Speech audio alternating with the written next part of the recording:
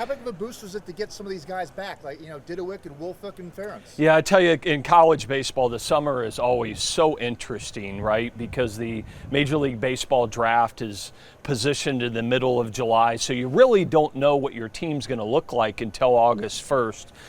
But certainly exciting for this coming year to have some veteran players returning that we potentially could have lost in the draft. Jacob Ferentz, our catcher from last year, Harrison Didewick, Jay Woolfolk, and others to be back this year, kind of leading our team both on the mound and offensively is a huge boost for us. Nothing replaces experience. Listen, we have a lot of new players. We have 18 new players in our program, and I love youth and I love new players and injecting them in the program because they have so much enthusiasm, but there's nothing that replaces experience and experience at the highest level of baseball. How do you think Jay will benefit from another year back here? Well, I'll tell you, I'm excited to have Jay back. I think it'll be a great benefit to him. He called me on day 2 of the draft at a certain point and said, "Hey, Coach, it's best for me to come back to the University of Virginia and get better and get more prepared and equipped to start my professional career."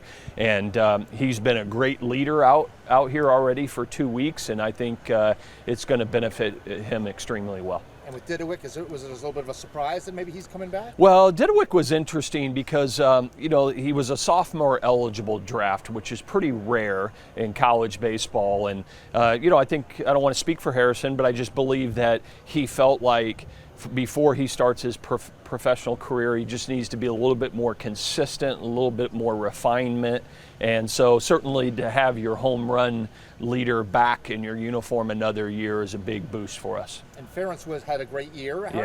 Where can he get better? I just think just continuing to be more consistent. Certainly he has power, and you'd like to see him continue to raise his average and have a little bit more consistency behind the plate and offensively. And you can always improve and get better. And he's a great leader. We have new catchers in our program, 3 new catchers, and he has been, in our 2 weeks together so far, been a great mentor to those new guys behind the plate for us. With Henry moving to the outfield, just kind of how does that shake up the rest of the outfield? Well, I'll tell you, we've made the decision this fall to move Henry Ford to the outfield. I believe at the next level of baseball, he profiles best as a corner outfielder, and in the quick transition of him working on it this summer and early this fall, it looks like he's going to be a darn good outfielder. So, and also too, it's what's best for our team and the makeup of our team. Certainly, we lost,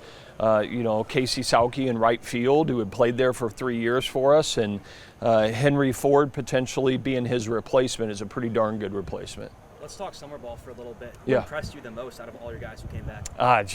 Summer ball is always exciting because I talk about it all the time, that it's an opportunity for them to continue to grow their skills, to be more prepared for the next year. And there's a lot of guys that had impressive summers, especially in the Northwoods League. Aiden Teal was really impressive what he did there. Kevin Jacksel had a really good summer on the mound. Bryson Moore had a really good summer. Ryan Osinski, a lot of guys, had terrific summers. Some guys you shut down early because you want to put them in the weight room. So somebody like Evan Blanco never pitched all summer because of his inning load. But for the guys that did go out there and play this summer, we felt like they took advantage of the opportunity and got a lot better, and that's what it's about. What about Aiden? Where do you see him fitting into the team this year? Who's that? Aiden Teal? Yeah. Well, I'll say this. Aiden Teal's been in our program for 2 years. This is his 3rd year. His first year, he did not play at all because he was recovering from Tommy John surgery. Last year, we needed him on the mound the most, and he did a nice job. We do not have a plan to pitch him this fall. We were overloaded pretty good with high-caliber outfielders last year. On any other team other than last year's team, Aiden Teal would have been a starting outfielder for us. And he proved what he's capable of doing in the Northwoods League this summer, and I think he's going to make a tremendous impact somewhere in the outfield for us and in our lineup. What are you looking and hoping to see in fall ball here? I know this is kind of a general question, but what are Yeah. you excited about with this team and want to see? Well, first and foremost, what we do in fall baseball is we orientate the new players to what we do at the University of Virginia and the standards of our baseball program. And then I love to see the competition. Candidly, I believe our competition on the mound within our team will be the best that it's been in 7 or 8 years. We've got some really talented first years. We injected that with some transfers that can make an immediate impact for us, as well as some guys that returned from last year that pitched a lot for us, and some second years that got some time last year in their first year, and I think they'll be a lot more competitive this year. So I'm just looking forward to the competing in the competition. We're going to play a lot of Orange Blue World Series games, where we've got 2 scrimmage games here at home against Maryland and UNCW, and I just want to see how they compete against each other. How many guys do you see factoring into being a starter on the mound? Impossible for me to say right now how many starters will be competing for it until we get a chance over the next couple of weeks to see some guys and see what they're capable of doing. But certainly returning Evan Blanco and Jay Woolfolk, is huge for us. And I think there will probably be 8 to 10 guys that could compete for starting spots. And that's more than we've ever had before. Listen, we have 2 freshman first-year left-handed pitchers, William Kirk and Tomas Valencias, that are 2 of the best left-handers that you get to college baseball. One was the Player of the Year in New Jersey. The other one was a 2-time Player of the Year in the state of Tennessee. And those 2 young left-handers are going to be really, really special in our uniform. You're missing number 6 at shortstop Yeah. this year. Just how do you go about not only just replacing him off the field, but just who else do you see factoring in at short? Well, I'll say this: you don't replace Griff O'Farrell, and the talent was great, but his leadership was as good as I've seen in my 20 years here at Virginia. It'll just be somebody else different there, and I'm excited about the competition that we'll see at shortstop all fall. You have 3 returning players in Godbout, Becker, and Hansen. All 3 of them were high school shortstops. All 3 of them are capable of playing the position. They'll battle it out along with a first-year Jackson Soroy, who's one of the better players in the state of Virginia, coming to us.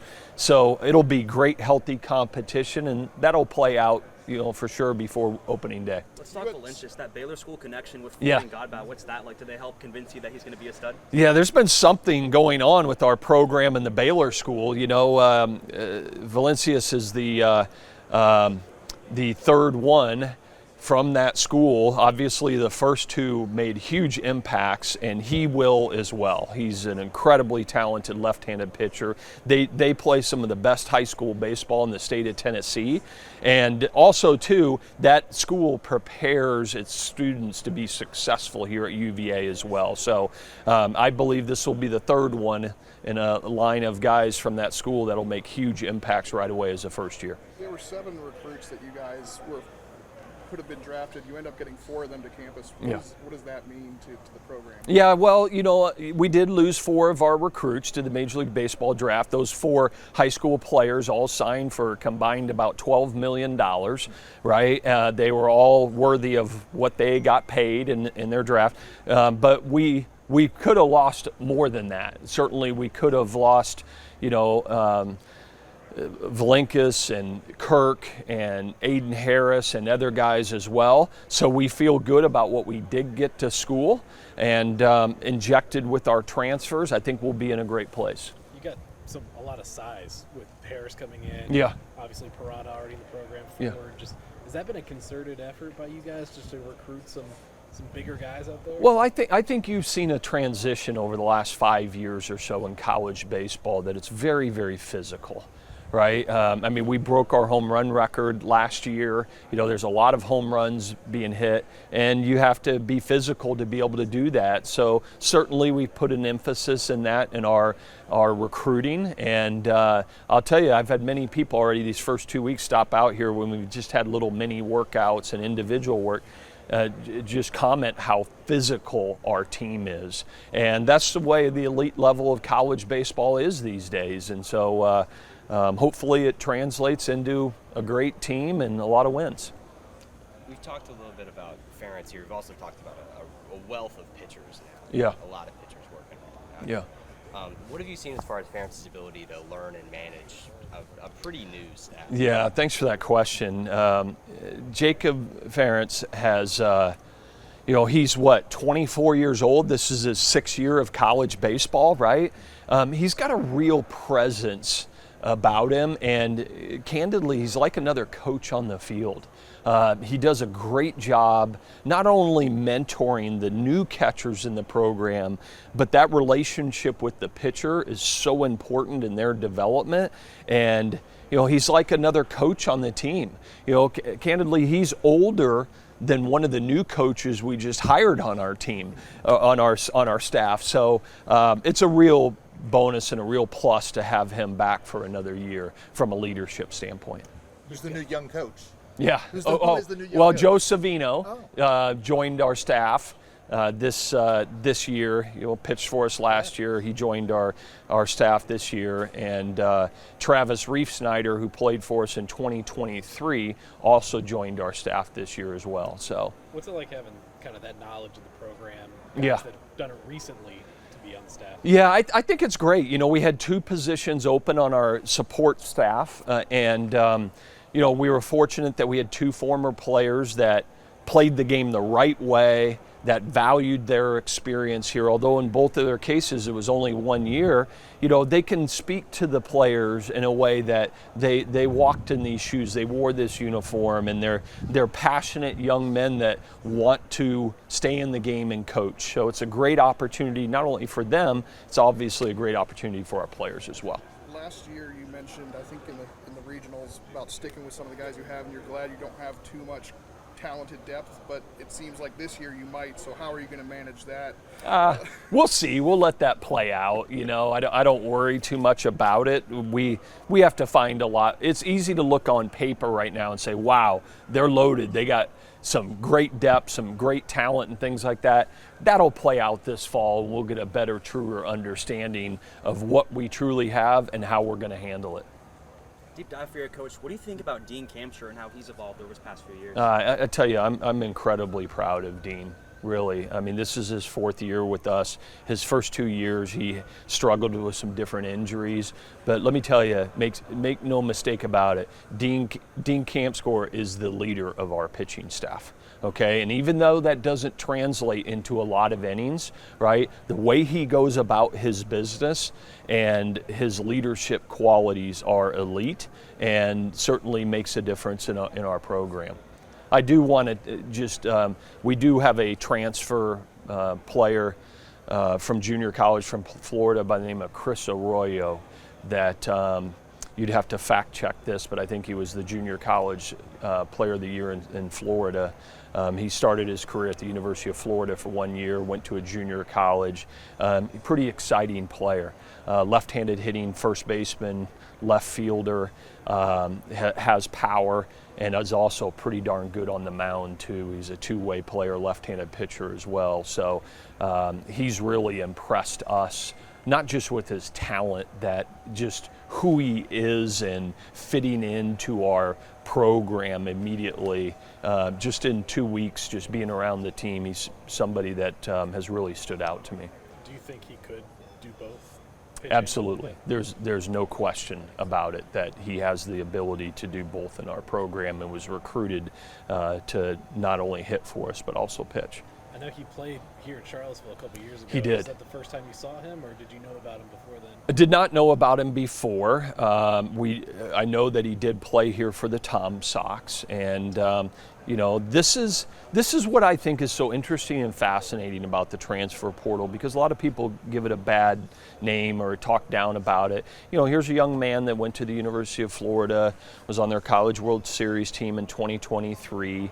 We played against him. He was in the other dugout in 23 in Omaha, and decided that he needed to make a change and went to a junior college and totally tore it up all spring, both ways, pitching and hitting wise, and lands in a new opportunity. And these are the really great stories about how the transfer portal can impact somebody's career and their life. And now, Chris is here in our uniform, and the guy has a smile on his face every day. And, and there's many stories about guys that are here that this is just a great opportunity for them. You know what number he's wearing today in practice? I don't. I got to learn their numbers. I got to learn their numbers. One Sorry. last thing for you, Coach, real quick. Yeah. How have you seen Jack O'Connor progress in his recovery and step up again to be a leader? Yeah, Jack O'Connor's early in his recovery. I think it's too early to say about any kind of timeline or anything like that. His surgery went well and everything. Impossible to say right now when he would return to pitch, but certainly Jack had a great freshman year for us. When we put him in the bullpen last year, he was lights out and outstanding. We missed him in the back half of the season for sure, but he'll be back. It's just impossible right now to say when that will happen. Same with Bradley. Same with Bradley, yeah.